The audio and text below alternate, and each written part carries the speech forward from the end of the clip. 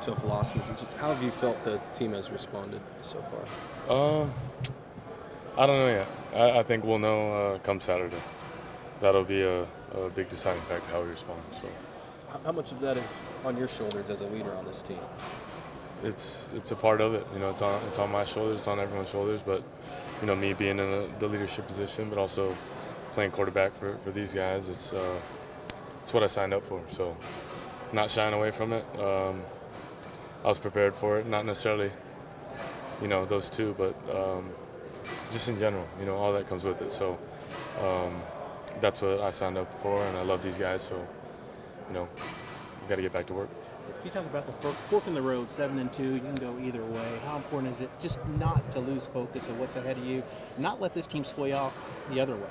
Yeah, I don't think it's losing focus. I just think, things don't go our way. We don't execute, and we just didn't make enough plays. We didn't. That's the end of the story. I think all these guys want it. I think all these guys, care and are focused. It's just college football, and you gotta be very detailed.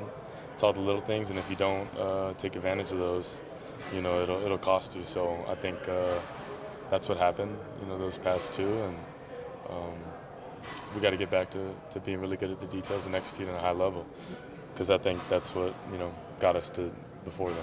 You started the month with 2 one-possession wins against Texas and UCF, ended it with 2 one-possession losses. Is it hard to put a finger on what's going on in the fourth quarter? And almost after last year, did you think you learned the lessons of last year that you could better yourself this year? Yeah, you'd think so. You think you learn these lessons, and you just are in those same situations, and you don't, find a way to win. And I think we did a good job of that. In our close games throughout the year, but just little things here and there, end up costing us. So I'd say it's the things leading up. There's a lot of things you can look back, but at the end of the day, going into the game, you don't know which, little details or plays are gonna, count up to, the end result. So that's why you have to be so critical when you're practicing and going through it. Is it difficult to learn from going over the game that maybe you didn't know Saturday night right afterwards? A lot of missed opportunities. I mean, I knew that, but just seeing them just hits a little different. Getting to replay it in our head, and things here and there that kind of each took our turns, and like I said, it just all adds up. That'll all play into the end result if you don't take advantage of opportunities to get away. We can go back and play it a bunch of different ways, and shoot, we'd love to have it that way, but we didn't. At the end of the day, we didn't execute. So I think that's why we're standing right here today. Do you feel Dillon, like I know it's easy for us to stand here and say, well, what's changed over the last few weeks, but can you spot any even subtle differences in pre-bye week between now or any of these games? I just say in the games, we just didn't execute. I think week to week, the focus, the preparation, things you hang your hat on. Thought we did a really good job of. It's just at the end of the day, you don't find a way to win. And that's what you got to do. So it is frustrating. It's disappointing when you don't. Because like I said, you thought you learned those lessons, but shit, it's all what comes with it, and you got to be prepared. To come back the next week and keep fighting and keep swinging. So I don't think it's one particular thing. I just think it's a bunch of little things that add up that either I may not see or may see. So it's a combination. Is it difficult not to get in your own heads? Because like you said, you experienced these things last year. You thought you learned the lessons from it, and then you find yourself in those same situations again.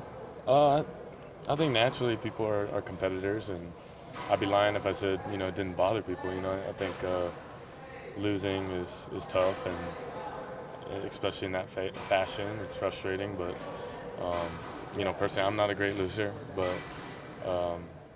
you got to come back to work because you live to see another week, and every opportunity counts. So you got to be grateful for that and find a way to win this week. Do you feel like it's all correctable, and how do you go about correcting? Is that something you guys can do in practice? Yeah, I do. I think they're all correctable mistakes, and things that, we just let slip, and like I said, we took our turns and whatever mistakes we did make. And not saying we got to play perfect, because that's, not a way to play as well. It's just, it all adds up. So you got to be really detailed, try to take advantage of every opportunity when it's presented, and, score and get ahead while you can. Talk about winning the fourth quarter, but, it can help if you win the first and second, and even the third. So just finding ways to win early, start fast, and finish strong. McCade said that he felt like you guys have been lacking an attacking mentality on offense. Do you see that? And what's the difference between the last few games and the first half of the season? I think many people have their opinions and how we do things, but I think in general you want to be really balanced. You want to attack and be aggressive downfield. You want to be really good on the perimeter, and you want to run the ball really well. And you want to hang your hat on running the ball really well, because that's kind of what opens up everything else. So I think it's all relative in terms of how we want to approach the game and how we play the game. But it's hard when you get behind the sticks in general. So that could affect as well. What things have you've seen in practice the past 2 weeks that haven't carried over to the game, and what kind of frustrations come from that? No, I don't think anything in particular didn't transfer over from practice. I think we've had great weeks of practice and preparation, but like I said, I just think the little things combined in game and just letting it slip away, and either little mistakes here and there, they add up, and it'll cost you. So. It seems like you guys lived in third and long. What was kind of the difference in some of the things that maybe were missed that has prevented you from being in that spot at other times this year?